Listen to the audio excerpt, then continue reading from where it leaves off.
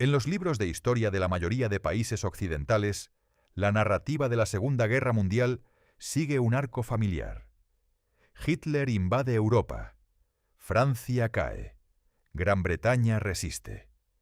Estados Unidos entra después de Pearl Harbor. Los aliados desembarcan en Normandía. Y juntos liberan Europa y derrotan a Alemania. Es una historia de heroísmo, sacrificio y victoria. Es, en sus elementos básicos, verdadera, pero tiene una omisión enorme. Una omisión que no es menor ni accidental, sino que refleja cómo la Guerra Fría, que siguió a la Segunda Guerra Mundial, moldeó la narrativa histórica durante décadas. La omisión es el frente oriental. Y cuando lo añades a la historia, cambia completamente la comprensión de cómo y quién realmente ganó la guerra más mortífera de la historia. Bienvenido. Hoy vamos a hacer historia. No la historia simplificada de los libros de texto, sino la que surge cuando miramos los números reales. Los números no tienen ideología. Y los números de la Segunda Guerra Mundial cuentan una historia diferente a la que la mayoría de nosotros aprendió. Primero, los números, porque todo empieza con los números. Estados Unidos perdió en la Segunda Guerra Mundial aproximadamente 407.000 personas, entre militares y civiles. Reino Unido perdió aproximadamente 450.000. Francia, incluyendo todos los frentes y la ocupación, perdió aproximadamente 567.000. La Unión Soviética perdió entre 26 y 27 millones de personas. 27 millones, entre el 13 y el 14% de toda su población en 1941. Para ponerlo en perspectiva, la Unión Soviética perdió más personas cada mes en el frente oriental que Estados Unidos en toda la guerra. ¿Qué fue el frente oriental? El frente oriental fue el teatro de operaciones entre Alemania y la Unión Soviética que se abrió el 22 de junio de 1941 con la Operación Barbarroja. Hitler consideraba la conquista de la Unión Soviética el objetivo final y definitivo de la guerra. No era un frente secundario, era el objetivo principal, el espacio vital que la ideología nazi identificaba como el destino del pueblo alemán. La Operación Barbarroja fue la mayor invasión militar de la historia. 3 millones de soldados alemanes, en un frente de 2.900 kilómetros, atacaron simultáneamente. Fue acompañada por fuerzas rumanas, húngaras, finlandesas e italianas. Los primeros meses fueron catastróficos para el Ejército Rojo. En las primeras semanas, Alemania capturó más prisioneros de guerra de los que Estados Unidos tendría jamás de soldados en Europa. Las unidades soviéticas colapsaban, rodeadas, aisladas, sin órdenes claras porque Stalin tardó días en aceptar que la invasión era real. Pero los alemanes no llegaron a Moscú. En el otoño de 1941, el avance alemán se había acercado a 15 kilómetros del Kremlin. En condiciones normales, eso habría significado la caída de la capital soviética. Pero en noviembre de 1941, el invierno ruso llegó con una ferocidad que los planificadores alemanes habían subestimado. La temperatura cayó a menos 40 grados Celsius en algunas zonas. Los motores de los tanques alemanes se congelaban porque el aceite diseñado para temperaturas europeas se solidificaba. Los soldados alemanes no tenían equipo de invierno adecuado, porque la planificación de Barbarroja asumía una victoria antes del invierno. Los soviéticos, en cambio, sí tenían equipo de invierno. Y tenían algo más. Divisiones frescas traídas desde Siberia Oriental, donde habían estado apostadas vigilando la frontera con Japón. Cuando Japón decidió atacar a Estados Unidos en el Pacífico, en lugar de atacar a la Unión Soviética desde el este, Stalin pudo mover esas divisiones siberianas al frente occidental. El 5 de diciembre de 1941, el Ejército Rojo lanzó una contraofensiva. Los alemanes retrocedieron. Moscú no cayó. La batalla decisiva, Stalingrado. En el verano de 1942, Alemania lanzó una segunda gran ofensiva hacia el sur, buscando los campos petroleros del Cáucaso. En el camino estaba Stalingrado, una ciudad industrial en el Volga que llevaba el nombre del líder soviético. Hitler ordenó tomarla. Stalin ordenó defenderla. Lo que siguió entre agosto de 1942 y febrero de 1943 fue una batalla tan brutal que transformó el concepto mismo de la guerra moderna. Los alemanes tomaron la mayor parte de la ciudad, edificio por edificio, bloque por bloque, habitación por habitación. Había snipers soviéticos en cada ruina, francotiradores que podían tener un cuerpo entre sí y el siguiente soldado alemán que dormía a 10 metros de distancia. Vasily Zaitsev, un francotirador soviético, mató a más de 200 soldados alemanes durante la batalla.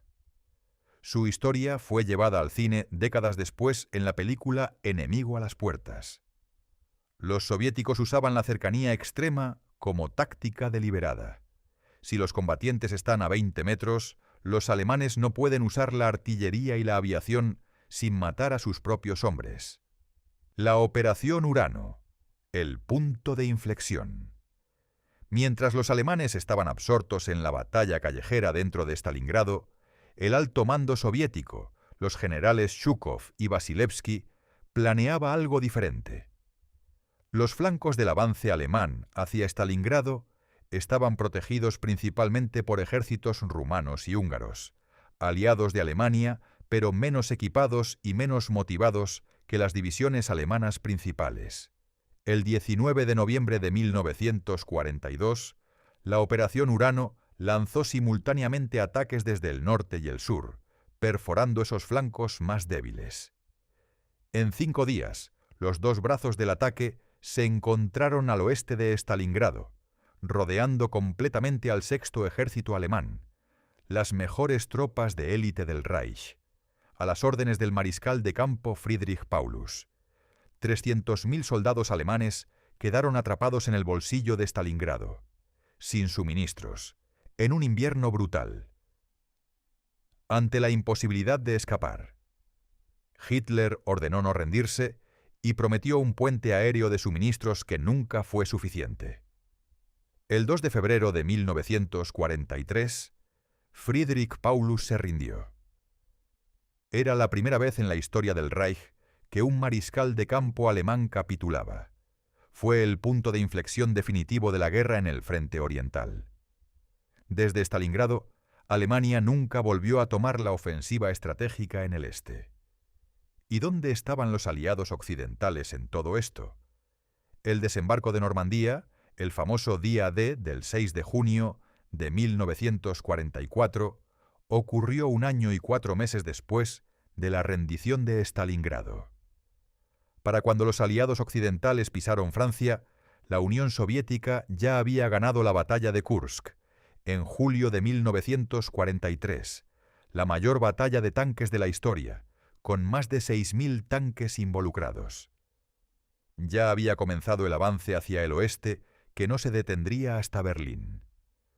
La importancia estratégica del desembarco de Normandía no era solo derrotar a Alemania. Los soviéticos iban a derrotar a Alemania con o sin él. La importancia era determinar hasta dónde llegaría el control soviético cuando Alemania cayera. Si los aliados occidentales no llegaban desde el oeste, los soviéticos habrían llegado hasta el Atlántico. Churchill lo entendía perfectamente. Mucho del pensamiento estratégico aliado occidental, desde 1943, estaba orientado no solo a ganar la guerra, sino a limitar la expansión del poder soviético en la posguerra. ¿Por qué esta historia no se cuenta completa en Occidente? Hay razones históricas muy concretas. Primero, la Guerra Fría comenzó casi inmediatamente después de que terminó la Segunda Guerra Mundial. Estados Unidos y la Unión Soviética pasaron de aliados a adversarios en pocos años. En ese contexto, glorificar el papel soviético en la derrota de Alemania era geopolíticamente inconveniente para Occidente. Segundo, Los sistemas educativos de los países occidentales naturalmente enfatizan la contribución de sus propias naciones. Los libros de historia estadounidenses destacan a Eisenhower, a Patton, al desembarco. Los británicos destacan a Churchill, la batalla de Inglaterra, el Alamein. Eso es comprensible y no necesariamente deshonesto, pero crea una imagen incompleta. Tercero, el enorme sufrimiento soviético incluye zonas geográficas que hoy son Ucrania, Bielorrusia, los países bálticos, regiones que en el imaginario occidental del siglo XX estaban geográficamente lejanas y culturalmente desconocidas. Cuarto, la narrativa soviética también era distorsionada en la dirección opuesta, atribuyendo toda la victoria a Stalin y al comunismo y minimizando la contribución occidental, incluyendo el enorme programa de préstamo, y arriendo con el que Estados Unidos suministró equipos, alimentos y materiales a la URSS. ¿Cuál es la lectura más honesta? La Segunda Guerra Mundial fue una victoria de los aliados, y eso incluye a la Unión Soviética, a Estados Unidos, a Reino Unido y a todas las naciones que combatieron contra el eje. Pero en términos de la contribución militar más determinante para la derrota de Alemania, el Frente Oriental fue donde se decidió la guerra. El Ejército Rojo destruyó aproximadamente el 80% de las divisiones alemanas que fueron eliminadas durante toda la guerra.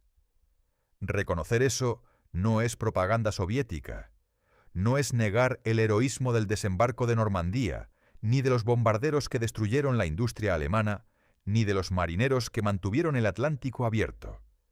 Es simplemente leer los números. Y los números no mienten. Dale like si aprendiste algo. El próximo. La guerra que duró 38 minutos. Nos vemos.